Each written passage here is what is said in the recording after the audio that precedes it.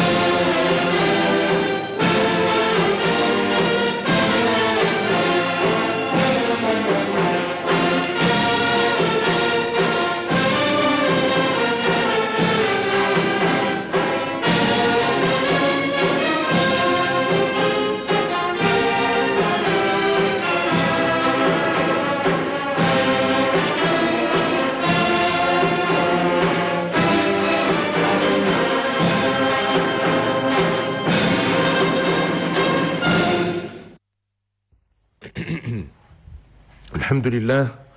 والصلاة والسلام على مولانا رسول الله وآله وصحبه. شعبي العزيز، نخلد اليوم الذكرى 13 لاعتلائنا العرش باعتبارها مناسبة متجددة تجسد عمق ما يربطك بالعرش من أواصر الولاء الدائم والبيعة الوثقى والتلاحم العميق، كما أنها مناسبة مواتية لتأكيد الخيارات الأساسية لبلادنا التي كرسها الدستور الجديد للمملكة، الذي أجمعت الأمة على اعتباره ميثاقا متميزا بما يفتحه أمامك شعبي العزيز من آفاق المشاركة الفعالة، وهو ما يحملنا جميعا مسؤولية العمل المشترك لاستكمال نموذجنا المتميز في توطيد صرح الدولة المغربية العصرية المتشبعة بقيم الوحدة والتقدم والإنصاف والتضامن الاجتماعي في وفاء لهويتنا العريقة. لقد دخلت بلادنا مرحلة جديدة لم تكن محض مصادفة ولا من صنع ظروف طارئة، بقدر ما تعد ثمرة سياسة متبصرة واستراتيجية متدرجة انتهجناها منذ اعتلائنا العرش بإرادة سيادية كاملة في تجاوب تام مع تطلعاتك المشروعة. فكان في مقدمة انشغالاتنا ترسيخ تلاحم المجتمع المغربي بتحقيق مصالحة المغاربة مع ذاتهم وتاريخهم، وذلك من خلال عمل هيئة الإنصاف والمصالحة، وكذا رد الاعتبار للأمازيغية كمكون من مكونات الهوية ورصيد مشترك لجميع المغاربة، وتوسيع فضاء الحريات وحقوق الإنسان مع تخويل المرأة وضعا في إطار مدونة الأسرة يحفظ لها كرامتها وينصفها ويمكنها من سبل المشاركة في الحياة العامة. كما أقدمنا على إصلاحات اقتصادية عميقة لتعزيز البنيات التحتية للمدن المغربية وتحسين تهيئتها وفك العزلة عن العالم القروي من خلال تزويده بالتجهيزات اللازمة، عاملين على توفير المناخ الملائم لتحفيز الاستثمار علاوة على نهج سياسة للتأهيل الاجتماعي. وفي هذا السياق عززنا أوراش العمل الاجتماعي والتنموي بإطلاق المبادرة الوطنية للتنمية البشرية منذ سنة 2005 وفق رؤية شمولية لمحاربة الإقصاء والتهميش والفقر. وبصفتنا أميرا للمؤمنين ما فتئنا نأمل بمقتضى البيعة المقدسة التي نتولى أمانتها العظمى على أن تظل المملكة المغربية نموذجا في الالتزام بالإسلام السني الوسطي السمح الذي لا مكان فيه للتطرف والتعصب والغلو والانغلاق. كما ارتقينا بالمجلس العلمي الأعلى إلى مؤسسة دستورية قائمة بالمهام الموكولة إليها في الفتوى وتقديم المشورة لجلالتنا في كل ما يهم الشأن الديني. وبانخراطنا الجاد في هذه الإصلاحات تمكنا من فتح ورش المراجعة الدستورية وفق مقاربة تشاركية، بيد أن إطلاق هذا المسار الطموح لم يكن هدفا في حد ذاته، وإنما هو سبيل لاستكمال دولة الحق والمؤسسات وتحقيق التنمية الشاملة وذلك شريطة أن يتحمل الجميع نصيبه من الالتزام المسؤول، حكومة وممثلين للأمة ومنتخبين محليين وأحزابا سياسية ونقابات وفاعلين اقتصاديين ومجتمعا مدني، وفاء للميثاق الذي أجمعت عليه الأمة باعتمادها للدستور الجديد. وفي هذا الصدد سأظل شعبي العزيز على ما تعهده في خديمك الأول من اهتمام بانشغالات المواطنين، حريصا على الوقوف الميداني على ظروف عيشهم والتجاوب مع انتظاراتهم بجميع فئاتهم. وفي نفس السياق ما فتئنا نصغي لمشاعر جاليتنا المقيمة بالخارج، مولين اهتماما خاصا لكافة أفرادها، مشيدين بتعلقهم القوي ببلدهم ووفائهم لهويتهم وبدورهم البناء في تنمية وطنهم الأم. وفي ظل الظروف الصعبة التي تجتازها بعض بلدان إقامتهم، لا يسعنا إلا أن نعبر عن مساندتنا وتضامننا مع المتضررين منهم. شعبي العزيز، لما كان تفعيل اختياراتنا على أرض الواقع يقتضي تحديد الأسبقيات وترتيبها وفق مقاربة مضبوطة المراحل والآماد، فقد جعلنا من هذا النهج خارطة طريق لتفعيل ما نقدم عليه من إصلاحات. وانطلاقا من كون دولة الحق والقانون هي مصدر كل تقدم، فقد جعلنا العدالة في مقدمة أوراشنا الإصلاحية. وحيث أن الدستور الجديد يضع استقلال القضاء في صلب منظومته، فإن الشروط باتت متوافرة لإنجاح هذا الورش الكبير، متطلعين إلى أن تعمل الهيئة العليا لإصلاح العدالة وفق مقاربة تشاركية منفتحة لإعداد توصيات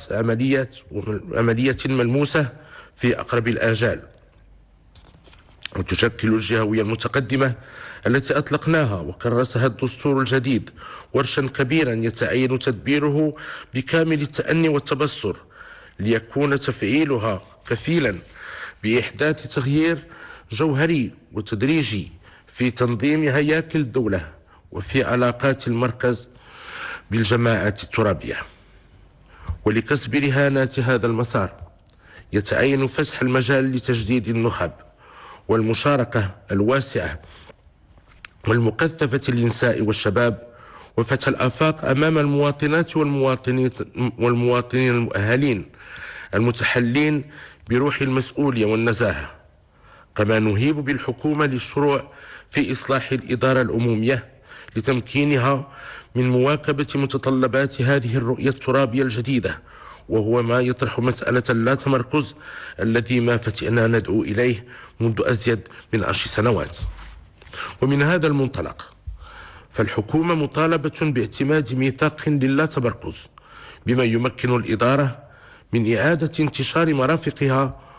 ومساعدتها على التجاوب الأمثل مع حاجيات المصالح اللامتمركزة، وجعلها تستشعر المسؤولية الحقيقية في وضع المشاريع وحسن تسييرها، وذلك بموازاة مع الانكباب على الورش الكبير للإصلاحات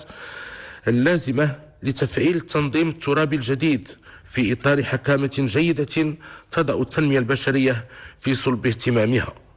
إذ لا سبيل إلى رفع التحديات التي تواجه هذه الحكامة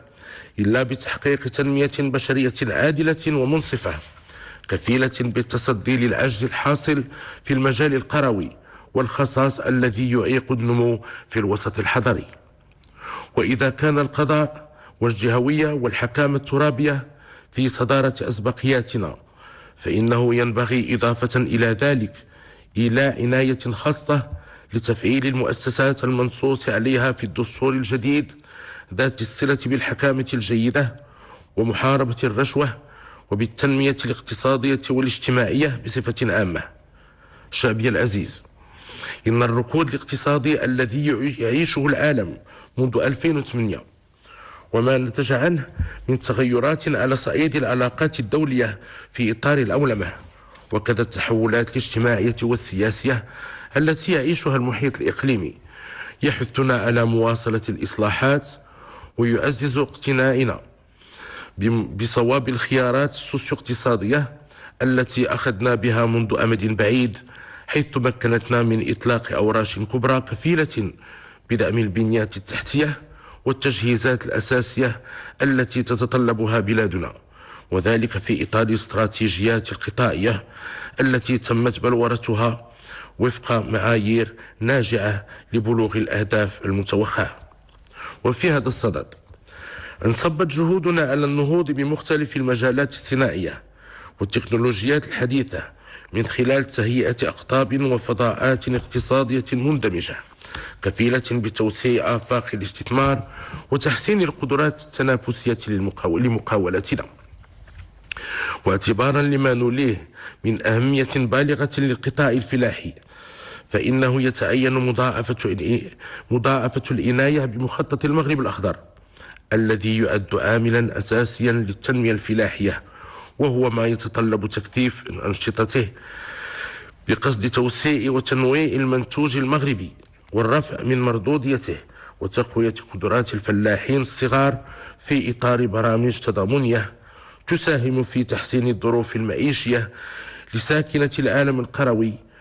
لا سيما في الظرفية المناخية الصعبة التي عرفها المغرب خلال السنة الأخيرة. لذا نجدد دعوتنا للحكومة من أجل توفير شروط التكامل بين مختلف الاستراتيجيات القطاعية واعتماد آليات لليقظة والمتابعة والتقويم تساعد على تحقيق التناسق فيما بينها وقياس نجاعتها وحسن توظيف الاعتمادات المرصودة لها، مع الاجتهاد في إيجاد بدائل للتمويل من شأنها إعطاء دفعة قوية لمختلف هذه الاستراتيجيات. وفي هذا الإطار نؤكد على ضرورة تطوير الآليات التعاقدية المتعلقة بالشراكة بين القطاعين العام والخاص، هدفنا تحقيق الاستفادة المثلى من الاستثمارات المتاحة. وإدراكا منا لأهمية هذه الشراكة اعتمدنا مقاربة مبتكرة من خلال إحداث الهيئة المغربية للاستثمار التي تضم صناديق الاستثمارات القطاعية الوطنية. هذه الهيئة التي تتوخى تعزيز الاستثمار في مختلف المجالات المنتجة وتحفيز الشراكات مع المؤسسات الدولية، غايتنا تمكين بلادنا من فرص التمويل التي تتيحها الصناديق السيادية الخارجية، وبصفة خاصة صناديق دول الخليج الشقيقة التي نشيد بإسهامها الفعال في دعم المشاريع التنموية ببلادنا. وفي هذا الصدد ينبغي التذكير بأن القطاع السياحي يشكل عاملا قويا في النهوض بالتشغيل وتنمية الثروة الوطنية، انطلاقا مما يتوفر عليه المغرب من مؤهلات طبيعية متنوعة وخصوصيات حضارية وتراثية غنية. وقد اعتمدنا منذ سنة 2001 استراتيجية شاملة قوامها برامج محددة ساهمت في تطوير هذا القطاع وتنميته، وذلك ما جعلنا نعمل على تدعيمه في نطاق رؤية 2020 المؤززة بصندوق وصال للاستثمار السياحي والقائمة أساسا على التنمية المستدامة، وهو ما يجعل المغرب وجهة سياحية متميزة في الفضاء المتوسط. شعبي العزيز، لقد حرصنا على جعل العنصر البشري وخاصة شبابنا الواعد في صلب كل المبادرات التنموية وغايتها الأساسية، وهو ما نعمل على تجسيده في مختلف مشاريع وبرامج المبادرة الوطنية للتنمية البشرية. واعتبارا لما حققته هذه المبادرة من نتائج إيجابية في النهوض بالفئات المعوزة، قررنا تقوية أنشطتها ولا سيما منها المدرة للدخل وتوسيع مجالاتها بإطلاق البرنامج التأهيلي الخامس الكفيل بسد الخصاص بالمناطق الأكثر هشاشة التي تفتقر إلى التجهيزات الأساسية الضرورية، داعين الحكومة إلى توفير شروط تفعيل هذا البرنامج. ومن منطلق حرصنا القوي على تحقيق الإنصاف ومساعدة الأشخاص الأكثر حرمانا، حرصنا على تفعيل نظام المساعدة الطبية لفائدتهم لغمد. هذا النظام الذي كان ثمرة إعداد طويل المدى انخرط فيه المغرب منذ 10 سنوات بقصد النهوض بالفئات المؤوزة، وهو ما يستوجب من الحكومة بذل كل الجهود لإنجاح هذا النظام من خلال استهداف دقيق للفئات المعنية والتكفل بالخدمات المحددة بطرق مناسبة. ولجعل هذا النظام يحافظ على هدفه الإنساني يتعين الحرص على أن لا يقع استغلاله من طرف أي توجهات سياسية من شأنها تحريفه عن مساره النبيل، مع ما يترتب على ذلك من إخلال في هذا المجال أو فيما سواه من المجالات الاجتماعية. كما نحثها على التجاوب مع المتطلبات الاجتماعية للمواطنين، مع الحرص على تحقيق حكامة جيدة للسياسة المالية لبلادنا بهدف تحسين قدراتها التنموية والحفاظ على مصداقيتها على الصعيد الدولي، واقتناعا منا بضرورة الحفاظ على مستقبل أجيالنا القادمة. لم نؤكد على تلازم التنمية مع ضمان حماية بيئتنا بما يكفل التنمية المستدامة لبلادنا. لذا نعمل بكل حزم على الحفاظ على ثرواتنا الطبيعية وحسن تدبيرها واستثمارها للنهوض بالاقتصاد الوطني. وفي إطار هذا التوجه يندرج البرنامج الطموح الذي أطلقناه لإنتاج الطاقات المتجددة من مصادر ريحية وشمسية لتخفيض وارداتنا من الطاقات التقليدية وتخفيف عبئها على الاقتصاد الوطني. شعبي العزيز، ستظل الدبلوماسيا المغربية وفية لثوابتها العريقة في التعامل مع العالم الخارجي على أساس الثقة في الذات واحترام الشرعية الدولية والالتزام بكل ما يعزز السلم والأمن الدوليين ومناصرة القضايا العادلة وتقوية علاقات التعاون الدولي في كل مجالاته. ففيما يتعلق بمحيطنا المغاربي المباشر، فإن التحولات الكبرى التي تشهدها المنطقة تمنحنا فرصة تاريخية للانتقال بالاتحاد المغاربي من الجمود إلى حركات تضمن تنمية مستدامة ومتكاملة. لقد سبق لنا أن دعونا إلى انبثاق نظام مغاربي جديد لتجاوز حالة التفرقة القائمة بالمنطقة والتصدي لضعف المبادلات بقصد بناء فضاء مغاربي قوي ومنفتح. وإلى أن يتم تحقيق هذا المبتغى الاستراتيجي سيواصل المغرب مساعيه في أفق تقوية علاقاته الثنائية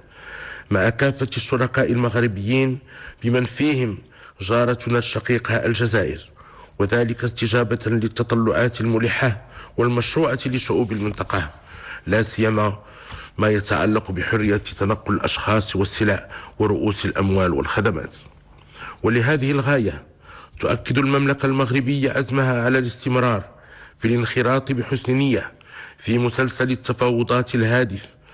إلى إيجاد حل نهائي للخلاف الإقليمي المفتعل حول الصحراء المغربية على أساس المقترح المغربي للحكم الذاتي المشهود له بالجدية والمصداقية من طرف المجتمع الدولي، وذلك في إطار سيادة المغرب ووحدته الترابية. وإن انخراط المغرب في هذا المسلسل لا يعادله إلا عزمه على التصدي بكل حزم لأي محاولة للنيل من مصالحه العليا أو للإخلال بالمعايير الجوهرية للمفاوضات، وفي أفق التوصل إلى حل سياسي دائم في إطار الأمم المتحدة، وانطلاقا من الشرعية التاريخية للمغرب ورجاحة موقفه القانوني، فإن المغرب منكب على تحقيق الجهوية المتقدمة في الصحراء المغربية ومواصلة إنجاز أوراق التنمية الاجتماعية والاقتصادية في هذه المنطقة الأثيرة لدينا ولدى قلوب المغاربة أجمعين. وبالنسبة للعالم العربي، فإن الواقع السياسي الراهن يحتم أكثر من أي وقت مضى القيام بتطوير العمل العربي المشترك في أفق الاستجابة لتطلعات شعوبه في إطار من التضامن الفعال والالتزام المتبادل تجاه ما يقتضيه بناء المستقبل العربي من ترسيخ أسباب التعاون المثمر وتقاسم المصالح العليا لأبنائه. وفي هذا الصدد نثمن القرارات التي تم اتخاذها لتجسيد الشراكة الاستراتيجية التي تجمع بين المغرب ودول مجلس التعاون الخليجي، مؤكدين التزامنا الراسخ بتعميق علاقاته مع هذه الدول الشقيقة وتعزيزها في جميع المجالات، بيد أنه لا يجوز بأي حال أن تحجب التطورات الحالية ضرورة التعاطي دوليا مع القضية الفلسطينية الجوهرية بشكل فعال وملموس. فقد بات من الضروري إعادة النظر في طريقة التعامل المجتمع الدولي مع هذه القضية، علما أن الغاية التي لا محيد عنها تتمثل في ضرورة قيام دولة فلسطينية مستقلة ذات سيادة وقابلة للحياة داخل حدود 1967 وعاصمتها القدس الشرقية. أما منطقة الساحل والصحراء فإنها تشهد مخاطر عديدة تشكل تهديدا للوحدة الترابية والوطنية للدول، ومما يقتضي من المجتمع الدولي أن يوليها اهتماما عاجلا من خلال القيام بمبادرات حازمة. وبخصوص دول إفريقيا جنوب الصحراء فإن المملكة المغربية تظل منخرطة في المشاريع الفعالة للتعاون معها، هدفها دعم برامج التنمية البشرية المحلية في قطاعات ذات الأولوية. أما بالنسبة للقارة الأوروبية فإن علاقة المغرب مع الاتحاد الأوروبي قد دخلت مرحلة جديدة نعتبرها إطارا مرجعي للمقاربة جيوسياسية واعدة تتوخى إعادة النظر في أسس الفضاء الأورو متوسطي بناء على وحدة المصالح والمبادرات المشتركة. لقد حان الوقت لإعطاء دفعة وتوجه جديد للاتحاد من أجل المتوسط كي يصبح محفزا حقيقيا وقاطرة لتحقيق الرخاء المشترك بضفتي البحر الأبيض المتوسط. وفي سياق العلاقات المتطورة مع جميع دول الاتحاد الأوروبي نود الإشادة بعمق الروابط التاريخية وبالآفاق الواسعة التي تجمع المغرب بالجارة إسبانيا، المدعومة بالأواصر الوطيدة التي تجمعنا بجلالة الملك خوان كارلوس الأول، وبالوشائج التاريخية بين الأسرتين الملكيتين في البلدين الجارين. وفي هذه الظرفية الصعبة التي نجتازها نعرب مجددا عن التزامنا بتسهيل سبل إتاحة الفرص لتوفير ظروف اقتصادية جديدة وملائمة من أجل خلق ثروات مشتركة تجسيدا لعمق التضامن الفعلي بين بلدينا. وقد أصدرنا توجيهاتنا السامية للحكومة لتفعيل هذا الشأن بما يقتضيه الأمر من اهتمام وسرعة في التنفيذ. وفضلا عن العلاقات بدول الجوار فإن المملكة تواصل مجهوداتها لتعزيز وتنويع شراكاتها الواعدة مع باقي مناطق المعمور، وذلك بالتركيز على التنمية البشرية في إطار تعاون ملموس جنوب مع شركائنا في مختلف البلدان النامية. وسيواصل المغرب بذل مساعيه الحثيثة في إطار المنظمات الدولية مؤكدا التزامه بالدفاع عن التعاون متعدد الأطراف وفقا للأهداف النبيلة لميثاق منظمة الأمم المتحدة. شعبي العزيز، إننا ونحن نستحضر في هذه المناسبة الوطنية الخالدة تقييم المنجزات الإصلاحية والمبادرات التنموية واستشراف الآفاق المستقبلية الواعدة والشروع في تفعيل الدستور. لا يسعنا إلا أن نستشعر بكل الوفاء مدى الإجلال للأرواح الطاهرة لقائدي تحرير المغرب وبناء دولته العصرية، جدنا المقدس جلالة الملك محمد الخامس ووالدنا المنعم جلالة الملك الحسن الثاني، طيب الله ثراهما، وكافة شهداء الحرية والاستقلال والوحدة الترابية الأبرار الذين صدقوا ما عاهدوا الله عليه، جزاهم الله عن وطنهم وأمتهم خير الجزاء. كما نتوجه بعبارة الإشادة والتقدير إلى قواتنا المسلحة الملكية والدرك الملكي والأمن الوطني والإدارة الترابية والقوات المساعدة والوقاية المدنية على تجندهم الدائم وعملهم الدؤوب وراء قيادتنا للدفاع عن حوزة المغرب وسيادته والسهر على أمنه واستقراره. والله تعالى نسأل في هذه الأيام الرمضانية المباركة الجديرة باستجابة المولى جلت قدرته أن يلهمنا وكافة ما يتحملون أمانة النهوض بمصالح الأمة وخدمة الصالح العام كامل السداد والتوفيق في ظل ترسيخ دولة الحق والمؤسسات والمواطنة الكريمة والتعايش والوئام والوحدة الوطنية والترابية. إن يعلم الله في قلوبكم خيرا يؤتكم خيرا. صدق الله العظيم، والسلام عليكم ورحمة الله تعالى وبركاته.